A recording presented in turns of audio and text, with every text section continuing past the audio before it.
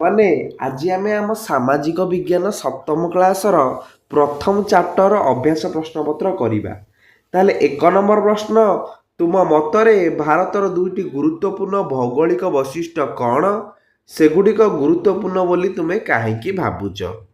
ତାହେଲେ ମୋ ମତରେ ଭାରତର ଦୁଇଟି ମୁଖ୍ୟ ଭୌଗୋଳିକ ବୈଶିଷ୍ଟ୍ୟ ହେଉଛି ହିମାଳୟ ପର୍ବତମାଳା ଆଉ ଗାଙ୍ଗେୟ ସମତଳ ଭୂମି।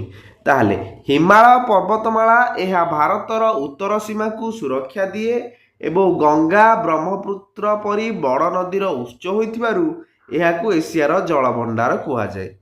ଗାଙ୍ଗେୟ ସମତଳ ଭୂମି ଏହା ପୃଥିବୀର ଅନ୍ୟତମ ଉର୍ବର ଅଞ୍ଚଳ, ଯାହା କୃଷି ଓ ବସବାସ ପାଇଁ ଅତ୍ୟନ୍ତ ଉପଯୋଗୀ ଅଟେ। 2 ନମ୍ବର ପ୍ରଶ୍ନ, ଯଦି ହିମାଳୟ ନଥାନ୍ତା ଭାରତ କିପରି ଦେଖାଯାଇଥାନ୍ତା ବୋଲି ତମେ ଭାବୁଛ? ଏ ସମ୍ବନ୍ଧରେ ଏକ ସଂକ୍ଷିପ୍ତ ଟିପ୍ପଣୀ ଲେଖ କିମ୍ବା ଚିତ୍ର ମାଧ୍ୟମରେ ତୁମ ଭାବନାର ପରିପ୍ରକାଶ କର।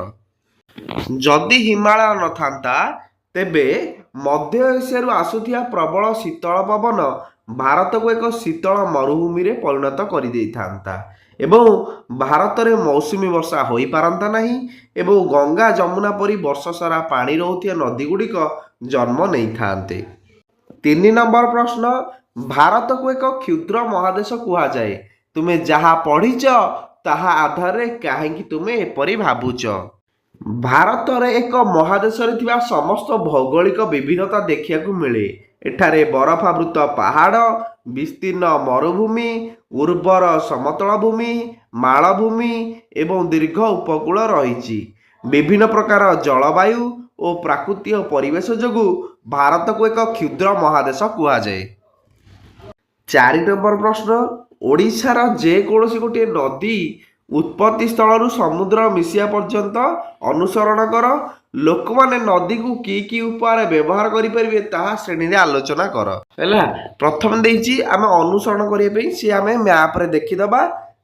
ତାପରେ ମହାନଦୀ ଆମେ କ'ଣ କେମିତି ବ୍ୟବହାର କରିପାରିବା ଜଳକୁ, ପାନୀୟ ଜଳ ଏବଂ ଗୃହ କାର୍ଯ୍ୟ ପାଇଁ, ହୀରାକୁଦ ପରି ବନ୍ଧ ମାଧ୍ୟମରେ କୃଷି ପାଇଁ, ଜଳସେଚନ ଏବଂ ବିଦ୍ୟୁତ୍ ଶକ୍ତି ଉତ୍ପାଦନ ପାଇଁ, ମାଛ ଧରି ଜୀବିକା ନିର୍ବାହ ଏବଂ ଜଳପଥରେ ପରିବହନ ପାଇଁ।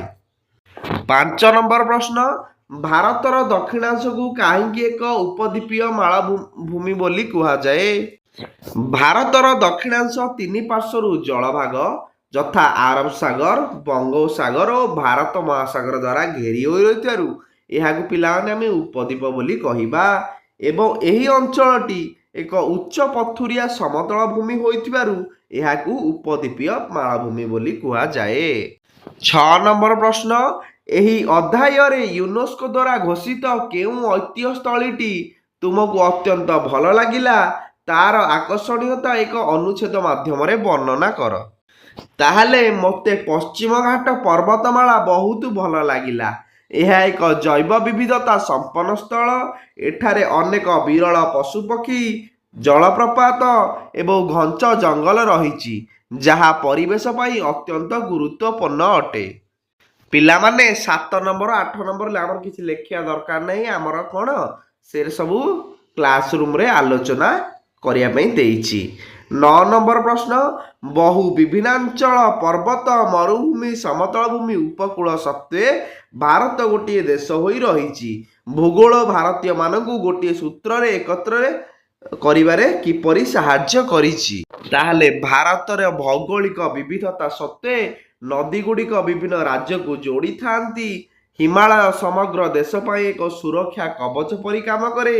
ବିଭିନ୍ନ ଅଞ୍ଚଳର ଲୋକମାନେ ଖାଦ୍ୟଶସ୍ୟ ଓ ସମ୍ବଳ ପାଇଁ ପରସ୍ପର ଉପରେ ନିର୍ଭର କରନ୍ତି, ଯାହା ଆମକୁ ଏକ ଭାରତୀୟ ଭାବେ ଏକତ୍ରିତ କରିଥାଏ।